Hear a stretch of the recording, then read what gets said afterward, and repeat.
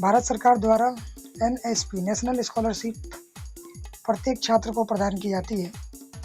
यहाँ तक कि एनएसपी द्वारा जनरल कैटेगरी की वाले छात्रों को भी जो छात्रवृत्ति है, जो स्कॉलरशिप है, वो प्रदान किया जाता है।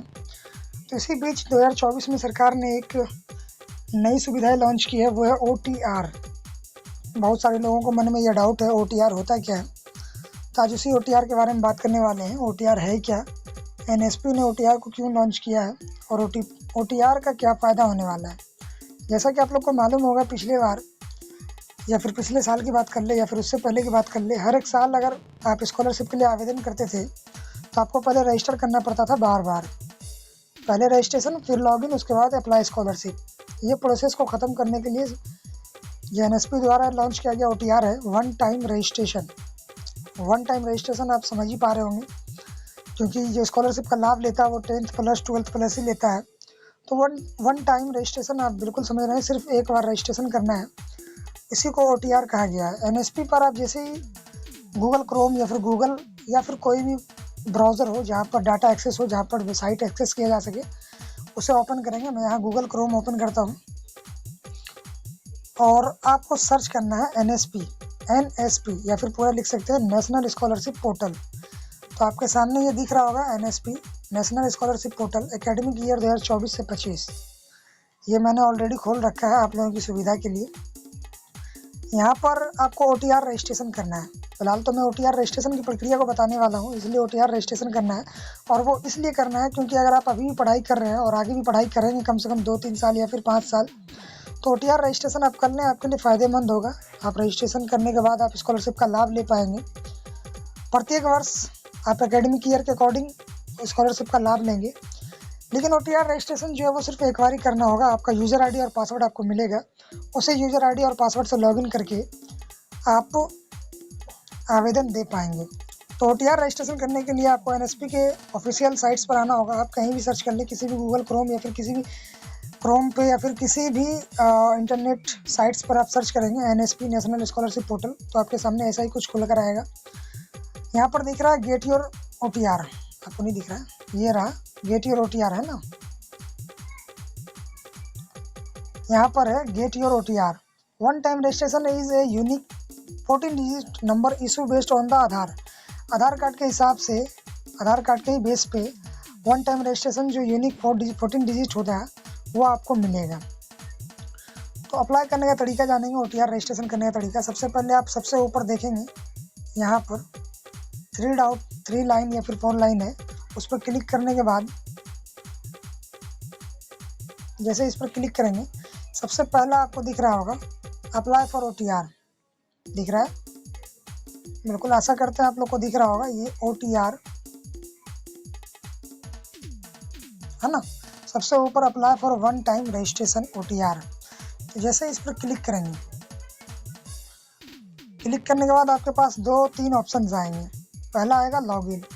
लॉगिन कौन कर सकता है? जिसने पहले से ही रजिस्ट्रेशन कर रखा है। दूसरा आएगा रजिस्टर, तो आप चाहे वहाँ पर रजिस्टर क्लिक करके कर सकते हैं या फिर लॉगिन वाले सेशन में ही रहकर आपको एक ऑप्शन दिख रहा होगा यहाँ पर रजिस्टर योरसेल्फ, मतलब खुद का रजिस्ट्रेशन।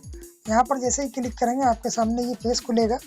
यहाँ पर गाइडलाइंस दिया गया है, minority requirement, eligibility requirement, steps for registration.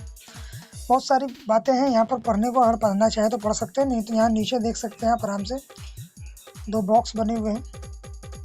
यहाँ पर आपको नॉर्मल सा टिक लगाना है और नेक्स्ट पर क्लिक करना है। नेक्स्ट पर जैसे ही क्लिक करेंगे आपको रजिस्टर मोबाइल नंबर पर ले आएगा। यहाँ पर अपना मोबाइल नंबर दर्ज करेंगे और OTP दर्ज करेंगे। तो मैं मोबाइल नंबर और OTP दर्ज करने के बाद आगे की प्रोसेस बताता हूँ, बने रहें।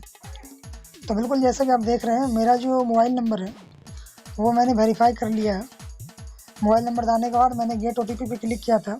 जैसे ही OTP आया मैंने फिलअप किया। नीचे कैप्चा दिखाया जा रहा है, 2 तरह के कैप्चा होते हैं, इमेज कैप्चा और ऑडियो कैप्चा। आपको अगर सुनकर लिखना तो अच्छा लगेगा या फिर आसानी लगेगा तो आप सुनकर लिख सकते हैं या फिर देख कर लिख सकते हैं। मैंने कैप्चा फिल करके वेरीफाई पे क्लिक किया था, वेरीफाई हो चुका है। अब नेक्स्ट स्टेप जो आया है वो KYC आया है और इसमें आधार नंबर से वेरीफाई करना है। तो फिलहाल मैं तो NSP वेरीफाई नहीं करना चाहूँगा, क्योंकि मैंने लाभ लिया है PMS का, पोस्ट मैट्रिक स्कॉलरशिप का, जो बिहार गवर्नमेंट और बिहार के ही बेस पर मिलता है। मैं उसी का लाभ लेता हूँ। इससे बेहतर मुझे वो लगता है मैं प्रत्येक वर्ष हर एक एकेडमिक ईयर को मैंने PMS पोस्ट मैट्रिक स्कॉलरशिप का लाभ लेता हूँ, चाहे वो 11th हो, 12th हो या फिर हो BA या BSc BCom, हर कोई उसका लाभ ले सकता है। लेकिन उसमें एक ही शर्त होती है, जनरल कास्ट के लोग नहीं ले पाएंगे। BC, EBC, SC, ST ये कास्ट है जो उसका लाभ ले सकते हैं। तो इसलिए मैं तो वहाँ से लाभ लेता हूँ PMS पोस्ट मैट्रिक स्कॉलरशिप से, इसलिए यहाँ पर रजिस्ट्रेशन नहीं करना चाहूँगा। आप लोग को बता दूँ, आप जैसे यहाँ पर आधार फिल करोगे, आधार नंबर फिल करने के बाद गेट OTP क्लिक करोगे तो आपका जो रजिस्टर्ड मोबाइल नंबर होगा उस पर OTP जाएगा। OTP यहाँ पर भरने के बाद आपको नीचे कैप्चा भरना होगा। कैप्चा भरने के बाद आप जैसे ही वेरीफाई करेंगे, वेरीफाई हो जाएगा, आगे फिनिश का ऑप्शन आता है। फिनिश में आपको कुछ भी नहीं करना होगा। फिनिश में डायरेक्ट आपको प्रीव्यू मिलेगा, सारा कुछ डिटेल्स आपके मिलेंगे देखने को। सब कुछ देख लेने के बाद आप यहाँ पर अगले स्टेप में जो होता है फिनिश, वो फिनिश पर आप करके सबमिट कर देंगे। ज़्यादा कुछ नहीं है, सिर्फ सबमिट कर देंगे। उसके बाद आपको मोबाइल नंबर पर एक यूज़र ID और पासवर्ड प्राप्त होगा। उसी से आप फिर दोबारा यहाँ पर पहला सेशन में आकर लॉगिन कर सकते हैं।